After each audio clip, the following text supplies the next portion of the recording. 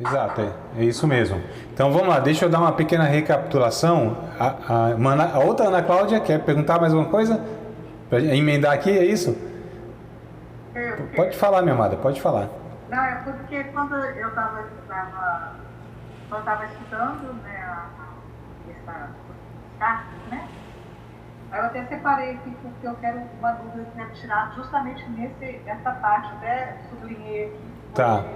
O capítulo 2, do 6 até o 10. Sim, pode falar. Quando ele fala da volta. Aí ficou uma dúvida do seguinte: a igreja, então, pelo que eu entendi, não estará presente quando o anticristo se manifestar? Exato, exato. Então vamos lá, só para pontuar, né? E já tentando responder. Então, voltando um pouco. Isso, 3 eventos vão acontecer, né? Antes que Jesus, de fato, ele venha. Primeiro, vai ocorrer a grande apostasia, a rebelião.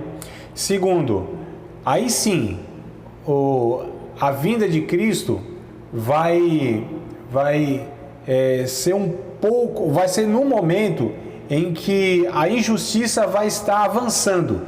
Então o Espírito Santo arrebata a igreja, leva os salvos. Então sim, a injustiça, a maldade, aí vai graçar por todo mundo, né? Vai ser de uma maneira intensa. Se hoje o negócio é difícil, né? Quando isso acontecer, a maldade vai assim avolumar e muito, a injustiça vai crescer e muito, tá? E aí vem o homem do pecado, que é o terceiro evento, que está no verso 3 e 4, né? O verso 3 e 4, o 8 ao 11, irmã Ana Cláudia. Aí já abrange todo esse texto aí que a irmã tá perguntando, tá? Então vamos ler aqui e eu entro com as informações aí para ver se já acrescenta aí a informação para tirar a dúvida de vocês. Ó, verso 3 e 4, vamos voltar nessa leitura.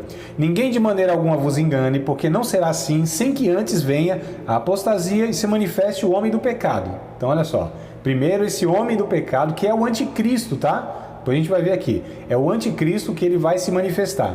Verso 4, o qual, né, ou seja, esse homem do pecado, esse filho da perdição, se opõe e se levanta contra tudo que se chama Deus ou se adora, de sorte que se assentará como Deus, no templo de Deus, querendo parecer Deus. Verso 8 a 11, e então será revelado o iníquo, olha só, né, o verso 6 e 7 que nós lemos anteriormente, a igreja será tirada, o Espírito Santo que refreia a maldade através da igreja será tirado, porque é ele, o Espírito Santo, que detém, e o anticristo, Satanás, só não faz o que ele quer, ou seja, destruir essa terra, porque o Espírito Santo ainda, através dos crentes, está refreando essa ação de Satanás.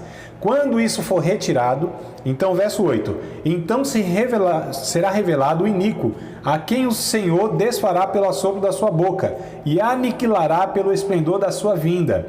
Esse, o anticristo, né, o iníquo, cuja vinda é segundo a eficácia de Satanás, com todo poder e sinais e prodígios de mentira, e com todo engano da injustiça para os que perecem, porque não receberam o amor da verdade, mas para se salvarem. E por isso Deus lhe enviará a operação do erro, para que creiam na mentira. Então haverá um engano generalizado.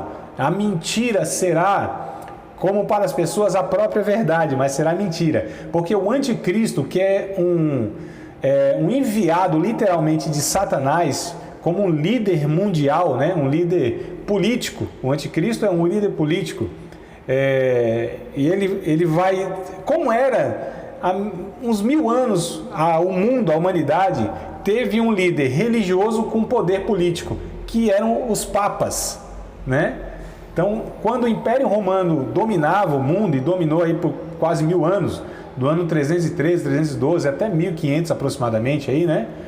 Então aí 1200 anos, alguma coisa assim, o Papa, ele era o líder religioso, mas também era um líder político. Eu não estou falando que é o Papa que vai ser um Papa, tá, irmãos? Não é isso. Só estou pegando aqui um exemplo, né, de um homem que reunia o poder político e o poder religioso. Então esse anticristo, ele terá esse poder religioso e político sobre as nações. É o que Paulo está dizendo aqui. E isso vai acontecer. Mas a igreja, né, penso eu, entendo pelos textos bíblicos, tem quem pense diferente, mas penso eu pelos textos bíblicos, não só esse, mas outros, que a igreja não estará mais aqui. Inclusive, o próprio Paulo, em 1 Tessalonicenses, capítulo de número 5, verso 9, ele diz assim, ó, porque Deus não nos destinou para a ira, mas para a aquisição de salvação por nosso Senhor Jesus Cristo. Então, lá em 1 Tessalonicenses, capítulo 5, verso 9, entendo eu, né, por esse texto, que Deus não nos destinou para este momento, ou seja, para a ira dele, para a grande tribulação, nós estaremos com ele nos céus, tá? Penso eu, pelos textos, né? Então, o terceiro evento é esse, que se revelará esse homem do pecado, esse anticristo, esse líder mundial, né? Paulo, ele repreende então aqueles que na igreja estavam se aproveitando da expectativa iminente da volta de Cristo como desculpa, né, para a ociosidade. Desculpa, esclarecer alguma coisa das duas Ana Cláudias que falaram aí? Tá tudo bem? Posso seguir aqui para outro ponto? Eu fiz um questionamento. Sim. Justamente porque às vezes alguns irmãos, né, das igrejas ainda pensam que vão ver. E eu que eu tenho até então, até ler aqui, e meus olhos se abrirem, então eu quis tirar dúvida do você sobre isso, porque eu li aqui o que eu entendi justamente nessa parte. Porquanto rejeitaram o amor à verdade, que eu poderia salvar. Por essa razão, quer dizer, eles rejeitaram. Então eu pensei assim, bom, se eles vai usar todas as formas de engano, né, para essas pessoas que perderam, como se fosse perderam a chance, né? Uhum. Não aceitaram o amor de Cristo, né? Sim. Então, provavelmente a igreja não faria mais aquilo, né? Foi aonde eu cheguei, assim, a conclusão pela palavra, né? Por isso que eu fiz a pergunta, porque tem muitos que às vezes estão na igreja que ainda acreditam que vão ver, a igreja estará aqui, né, nesse período e passará por todas essas tribulações. Sim, eu entendo que não, né? Como eu disse, tem pessoas que pensam que sim, eu entendo que não. Lá em Apocalipse, capítulo 3, é interessante a gente saber aqui que Paulo está falando uma linguagem totalmente escatológica, né? Apocalíptica. Lá em Apocalipse, capítulo 3, versículo de número 10, está escrito assim, ó, como guardaste a palavra da minha paciência, também eu te guardarei da hora da tentação. Olha que coisa interessante, né? Da hora da tentação, que há de vir sobre todo mundo, para tentar os que nela habitam. Então, capítulo 3 de Apocalipse, verso 10, está escrito, como guardaste a palavra da minha paciência, está falando para a igreja de Filadélfia, né? Também eu te guardarei da hora da tentação.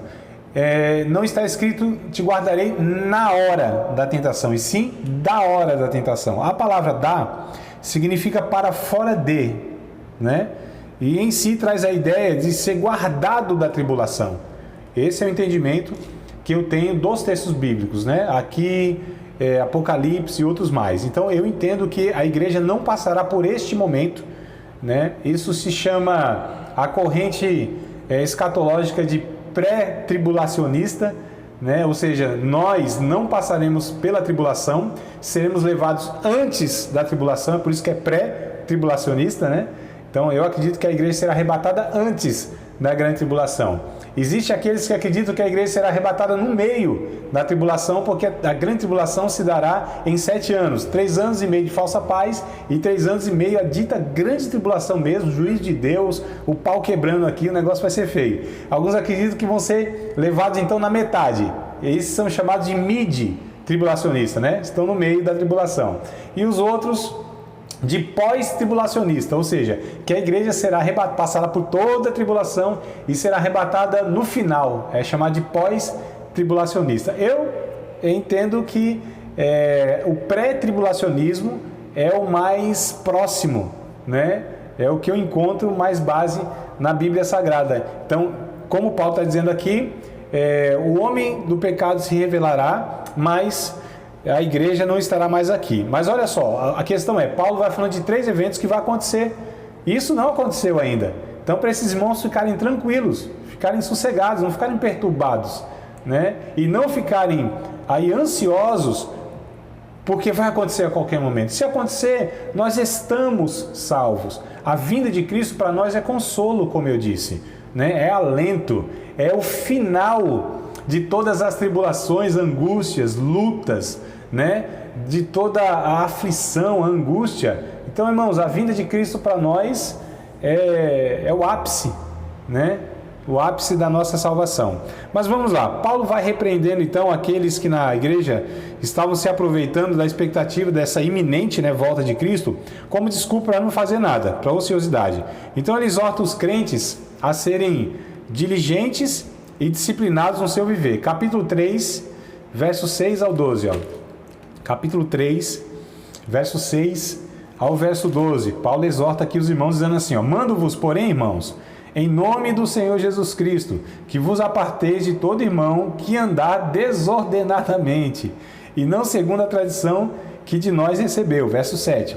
Porque vós mesmos sabeis como convém imitar-nos, pois que não nos ouvemos desordenadamente entre vós. Nem de graça comemos o pão de homem algum, mas com trabalho e fadiga, trabalhando noite e dia, para não sermos pesado a nenhum de vós. Não porque não tivéssemos autoridade, mas para vos dar em nós mesmos o exemplo para nos imitardes. Porque quando ainda estávamos convosco, vos mandamos isto: que se alguém não quiser trabalhar, não coma também. Porquanto ouvimos que alguns entre vós andam desordenadamente, não trabalhando, antes fazendo coisas vãs, com ociosidade. A esses tais, porém, mandamos e exortamos por nosso Senhor Jesus Cristo, que trabalhando com sossego, comam o seu próprio pão. Então Paulo exorta esses irmãos, enquanto Cristo não veio ainda, para que eles deem bom testemunho, vivam a vida santa, trabalhem, sustentem a sua família, sustentem os necessitados, que eles vivam a sua vida, dando bom testemunho. Então Paulo exorta esses irmãos. Aqui na carta de 2 Tessalonicenses ainda tem 3 características que eu queria que vocês anotassem aí, se acharem interessante, claro, São 3 características que essa carta traz. Primeira característica: ela contém um dos trechos mais completos do Novo Testamento a respeito da iniquidade e da impostura desenfreada no final dos tempos, que é o que nós lemos, no capítulo 2, o verso 3 ao 12. Então, é o texto mais completo que tem todo o Novo Testamento, de como vai ser o final dos tempos.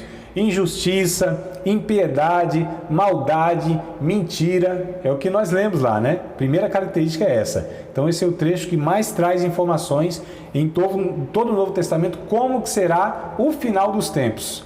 Segunda característica: o justo juízo de Deus, vinculado à segunda vinda de Cristo, e é descrito que aqui em termos apocalípticos, como no livro de Apocalipse. Então, no capítulo 1, por exemplo, do verso 6 ao verso 2, e o capítulo 2 e o verso 8, vai trazer então esses termos, como só em Apocalipse a gente vê, de juízo, de como vai ser esse juízo de Deus. Olha só para vocês confirmarem aqui, capítulo 1, verso 6 ao 10. Nós lemos, mas agora a gente coloca esse foco, Verso 6, capítulo 1, verso 6. Se de fato é justo diante de Deus, que dê a paga da tribulação aos que atribulam. E a vós que sois atribulados, descanse conosco, quando se manifestar o Senhor Jesus Cristo desde o céu, com os anjos do seu poder, como labareda de fogo, tomando vingança dos que não conhecem a Deus e dos que não obedecem ao Evangelho de nosso Senhor Jesus Cristo, os quais por castigo